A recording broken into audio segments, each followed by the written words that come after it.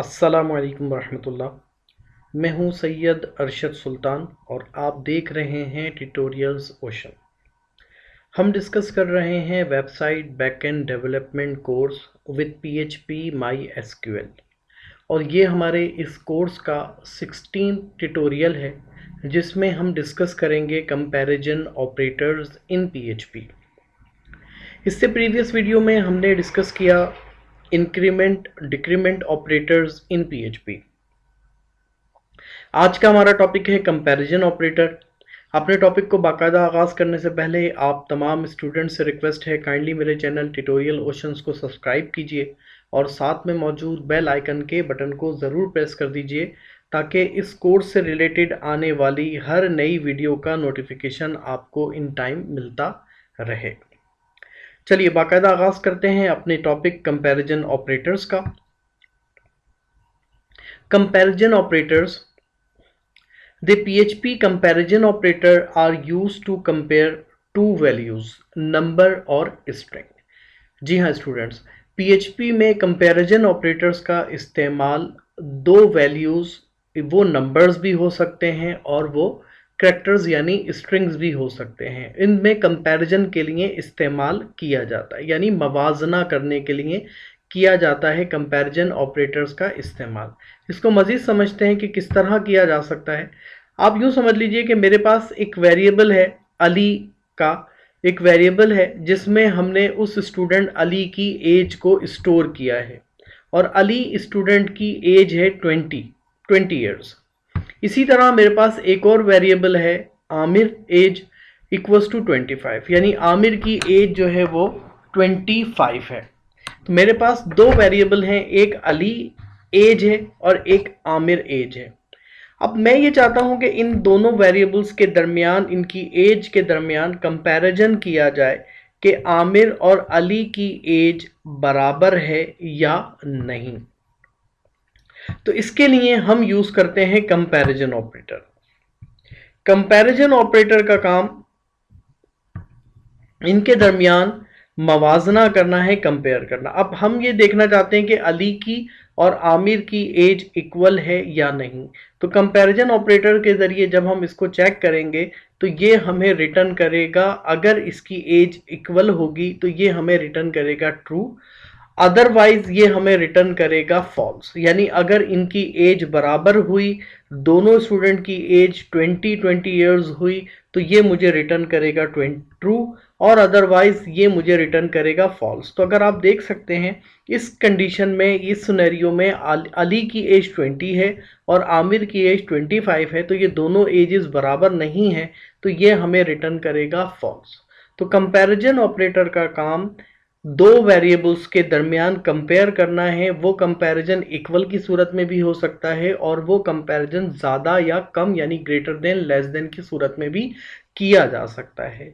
PHP comparison operator का answer जो है वो ट्रू या फॉल्स की सूरत में आता है और इनका इस्तेमाल पीएचपी के अंदर इफ स्टेटमेंट के साथ किया जाता है। इफ स्टेटमेंट हम आइंदा आने वाली वीडियो में डिस्कस करेंगे। आज इस कंपैरिजन ऑपरेटर का इस्तेमाल हम वार डंप फंक्शन के जरिए करके चेक करेंगे। डियर स्टूडेंट्स, कंपैरिजन ऑपरेटर्स जो हैं वो तकरीबन हर प्रोग्रामिंग लैंग्वेज का हिस्सा होते हैं। अगर आपके कंपैरिजन ऑपरेटर्स के कॉन्सेप्ट यहाँ पर अच्छे हो जाते हैं, क्लियर हो जाते हैं, तो आप फर्दर कोई भी प्रोग्रामिंग लैंग्वेज आगे पढ़ते हैं तो आपके लिए काफ़ी कारआमद होगी। अब हम डिस्कस करते हैं कि पीएचपी में कौन कौन से कंपैरिजन ऑपरेटर इस्तेमाल किए जाते हैं। तो अब हमारे सामने एक लिस्ट है कंपैरिजन ऑपरेटर्स की, तो हम पहले इसको एक नज़र देख लेते हैं, फिर इसके बाद हम बाकायदा इसके प्रैक्टिकल की तरफ चलते हैं। सबसे पहले हम इस्तेमाल करते हैं इक्वल। इक्वल कंपैरिजन ऑपरेटर है जिसके लिए हम इस्तेमाल करते हैं डबल इक्वल की साइन, यानी 2 टाइम इक्वल की साइन का इस्तेमाल किया जाता है इक्वल मालूम करने के लिए। इक्वल का मतलब यह है कि जो लेफ्ट साइड पे आपके पास वेरिएबल है यानी x और राइट साइड पे जो वेरिएबल है y, तो कंपैरिजन ऑपरेटर में इक्वल चेक करता है कि x की वैल्यू इक्वल है y के। Return true if x is equals to y, अगर x और y की वैल्यू इक्वल हुई तो ये ट्रू रिटर्न करता है, अदरवाइज ये फॉल्स रिटर्न करता है। इसी तरह हमारे पास एक ऑपरेटर है कंपैरिजन ऑपरेटर, जिसमें हम इस्तेमाल करते हैं 3 टाइम इक्वल की साइन। 3 टाइम इक्वल साइन का मतलब है आइडेंटिकल। आइडेंटिकल का मतलब क्या है कि return true if x is equal to y and they are of the same type, यानी दोनों की वैल्यूज जो हैं वो भी सेम हो और साथ साथ उसमें उसकी डेटा टाइप भी अगर सेम होगी तो वो आपको ट्रू रिटर्न करेगा, अदरवाइज वो आपको फॉल्स रिटर्न करेगा। डेटा टाइप हम बहुत डिटेल के साथ प्रीवियस वीडियो में डिस्कस कर चुके हैं, तो अगर आप में से किसी स्टूडेंट ने डेटा टाइप के कॉन्सेप्ट क्लियर नहीं किए हैं तो वो प्रीवियस वीडियो देखें, तो आपके इंशाल्लाह उम्मीद है वो कॉन्सेप्ट भी क्लियर हो जाएंगे। इसी तरह हम साइन ऑफ एक्सक्लेमेशन के साथ इक्वल की साइन यूज करते हैं। ये नॉट इक्वल की साइन है जो कि एक्स और वाई को चेक करता है कि इनकी वैल्यू बराबर यानी इक्वल ना हो। इसी तरह नॉट इक्वल के लिए हम लेस देन ग्रेटर देन की साइन भी इस्तेमाल कर सकते हैं, जो कि अबव ऑपरेटर की तरह ही काम करता है। इसी तरह हमारे पास नॉट आइडेंटिकल है, जो कि आइडेंटिकल का रिवर्स है। नॉट आइडेंटिकल के अंदर हमारे पास क्या है कि दोनों की वैल्यू भी सेम नहीं होनी चाहिए और साथ साथ उसकी डेटा टाइप भी सेम नहीं होनी चाहिए। फिर हमारे पास एक ऑपरेटर है कंपैरिजन ऑपरेटर में ग्रेटर देन। ग्रेटर देन का मतलब है कि अगर आपकी वैल्यू x की वैल्यू ग्रेटर देन है y से तो ये आपको ट्रू रिटर्न करेगा। इसी तरह लेस देन है, अगर x की वैल्यू लेस देन है y से तो आपको ट्रू रिटर्न करेगा। ग्रेटर देन इक्वल है कि इक्वल या बड़ी वैल्यू होने की सूरत में ट्रू रिटर्न करेगा। लेस देन इक्वल है छोटी या बराबर होने की सूरत में वैल्यू के आपको रिटर्न करेगा ट्रू। तो ये हमारे पास कंपैरिजन ऑपरेटर्स हैं। अब हम अपने ब्रैकेट की तरफ चलते हैं और बाकायदा यहाँ पर हम अपने प्रैक्टिकल का स्टार्ट करते हैं ताकि हमारे प्रैक्टिकली भी तमाम कॉन्सेप्ट क्लियर हो सके।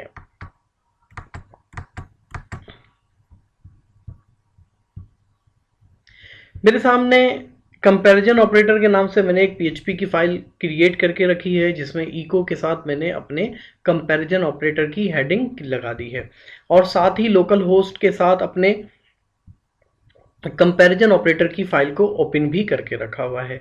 ये तमाम वो स्टूडेंट जो मेरे कोर्स के साथ जुड़े हुए हैं वो मेरी प्रैक्टिस से वाकिफ़ हैं कि मैं फ़ाइल टाइम सेव करने के लिए ऑलरेडी तैयार करके रख लेता हूं ताकि हमारी वीडियो की लेंथ गैर ज़रूरी तौर पे बड़ी ना हो सके।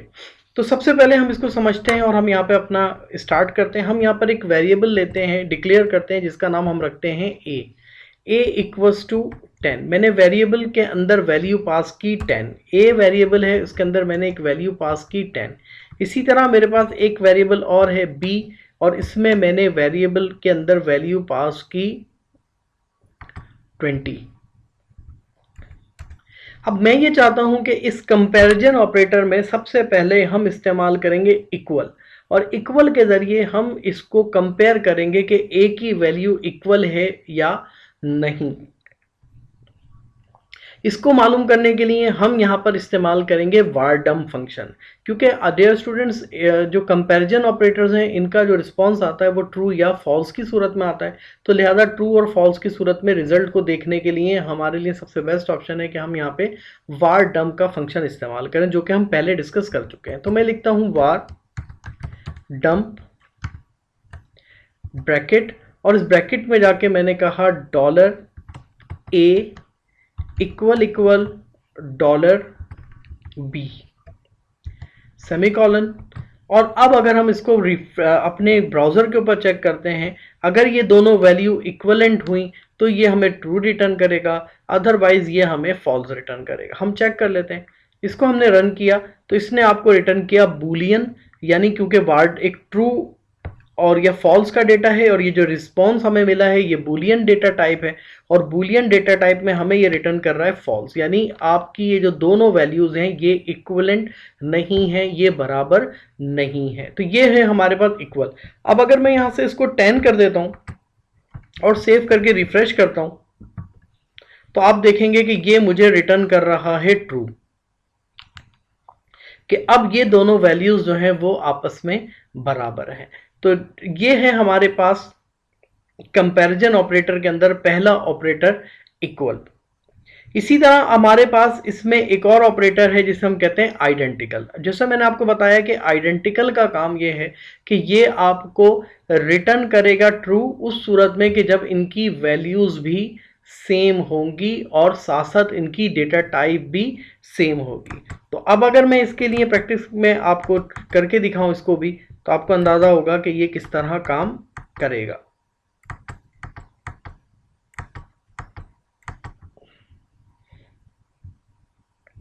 अच्छा, अब अगर मैं यहाँ पे लगाता हूँ ट्रिपल इक्वल, आइडेंटिकल के लिए मैंने कहा इक्वल, सेव किया, तो ये आपको अभी भी ट्रू रिटर्न करेगा। उसकी वजह क्या है कि इनकी वैल्यू भी सेम है, आप देख सकते हैं 10 और 10, और साथ साथ इसकी डेटा टाइप भी सेम है। अगर आप इसकी डेटा टाइप मालूम करें इस टाइम, तो आपको अंदाजा होगा कि ये दोनों वेरिएबल की जो डेटा टाइप है वो हमारे पास इंटीजर है। मैंने कहा जनाब इको गेट टाइप $a,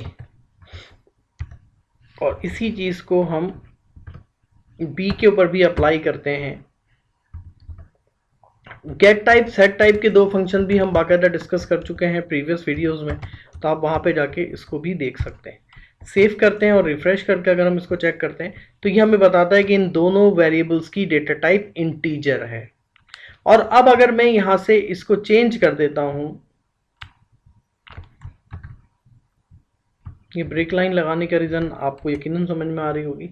अगर मैं इसकी डेटा टाइप चेंज करता हूं और मैं यहां से इन्वर्टेड कॉमाज में इसको रखता हूं और इसको मैं चेक करता हूं, तो अब आप देखेंगे कि इसकी जो डेटा टाइप है वो एक डेटा टाइप इंटीजर है और एक डेटा टाइप स्ट्रिंग है। और उसके साथ ही अगर आप देखते हैं तो यहाँ पर आपको रिटर्न हो रहा है फॉल्स, क्योंकि इनके दोनों का जो डेटा है वो तो सेम है, लेकिन इनकी डेटा टाइप जो है वो सेम नहीं है, तो इसलिए इसने मुझे रिटर्न किया फॉल्स। अब अगर मैं यहां से पहले इक्वल लगा के देखूं और अब आपको एक चीज दिखाऊं, तो आप गौर से देखें कि इसमें होता क्या। देखें, अब इसने मुझे रिटर्न किया यहाँ पे ट्रू, हालांकि ये भी 10 है, ये भी 10 है, एक इंटीजर है, ये स्ट्रिंग है, लेकिन इसने वर्ड टू वर्ड यानी नंबर टू नंबर इसको कंपेयर किया तो इसने इसको ट्रू कह दिया। इसने इसकी डेटा टाइप को चेक ही नहीं किया। लेकिन अगर आप डेटा टाइप भी चेक करना चाहते हैं तो आप लगाएंगे इक्वल, ट्रिपल इक्वल, तो ये आपको रिटर्न करेगा डेटा टाइप के साथ। तो अब डियर स्टूडेंट्स, आप देख सकते हैं कि यहाँ पर अब ये हमारे पास रिटर्न कर रहा है सिंपली फॉल्स। तो ये हमारे पास इस्तेमाल किया जाता है आइडेंटिकल, यानी आपकी डेटा टाइप को भी चेक करेगा और साथ साथ ये वेरिएबल की वैल्यूज को भी चेक करने के लिए इस्तेमाल किया जाता है। तो ये वेरिएबल्स और वैल्यू जो है ये स्ट्रिंग के ऊपर भी इस्तेमाल किए जा सकते हैं, इसमें कोई कबात नहीं है। इसी तरह हमारे पास इसमें एक और चीज जो है वो है हमारे पास नॉट इक्वल। तो नॉट इक्वल को भी देख लेते हैं कि ये नॉट इक्वल किस तरह काम करेगा। नॉट इक्वल के लिए हम इस्तेमाल करते हैं यहां पर साइन ऑफ एक्सक्लेमेशन।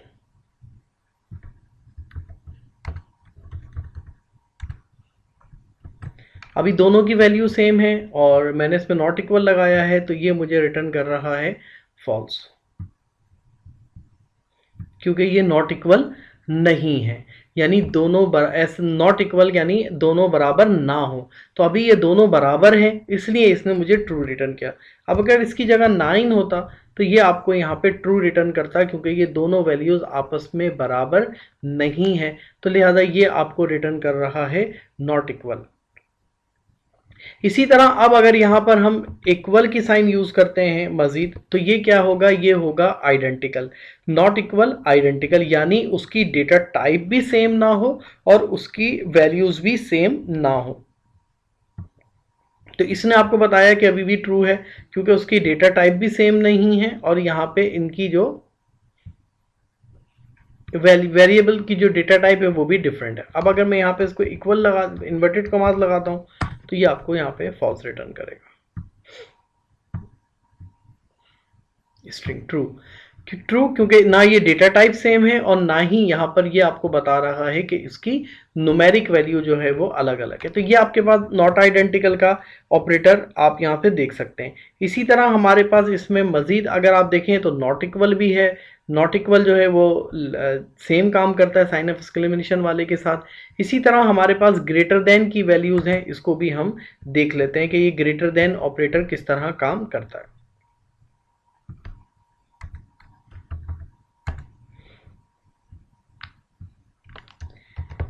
मैंने यहाँ पे यूज किया ग्रेटर देन, ए इक्वल्स ग्रेटर देन बी, यानी ए बड़ा हो बी से। तो अब ये हमें रिटर्न करेगा ट्रू, क्योंकि इस टाइम जो है वो हमारा ए जो है वो बड़ा है बी से। इसी तरह अगर मैं यहाँ पे लगा दे तो वैल्यू चेंज कर देता 12, तो ये आपको रिटर्न करता फॉल्स, क्योंकि ए छोटा है बी जबकि वैल्यू बड़ी है। तो ये आपके पास कहलाता है ग्रेटर देन। इसी तरह आप यूज कर सकते हैं लेस देन, के ए छोटा हो बी से, तो ये आपको ट्रू रिटर्न करेगा क्योंकि ए छोटा है बी बड़ा है। तो ये आपके पास यूज किया जाता है लेस देन। इसी तरह हम यहां पर एक और चीज यूज करते हैं जिसे हम कहते हैं ग्रेटर देन इक्वल, यानी ए बड़ा हो या बराबर हो बी से। तो ये अभी भी आपको फॉल्स रिटर्न करेगा, क्यों?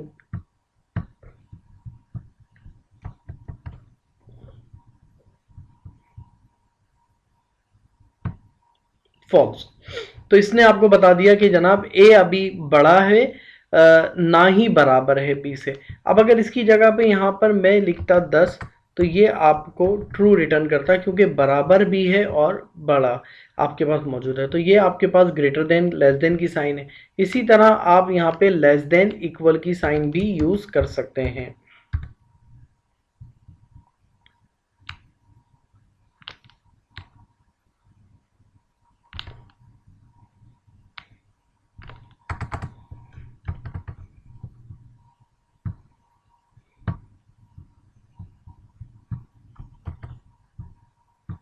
मेरी कीज़ कुछ प्रॉब्लम कर रही हैं सेव होने में चीज़ें, इसलिए आउटपुट ज़रा। तो ये आप देख सकते हैं कि इसने हमें लेस देन और में भी ट्रू रिटर्न किया है। तो ये सिंपल सा हमारे पास कंपैरिजन ऑपरेटर हैं पीएचपी के, जिसमें हमने डिस्कस किया कि कंपैरिजन ऑपरेटर किस तरह काम करते हैं। इसकी सबसे अच्छी प्रैक्टिस जो है आपकी वो इफ़ स्टेटमेंट के साथ होगी, जो हम आने वाली वीडियोज़ में डिस्कस करेंगे।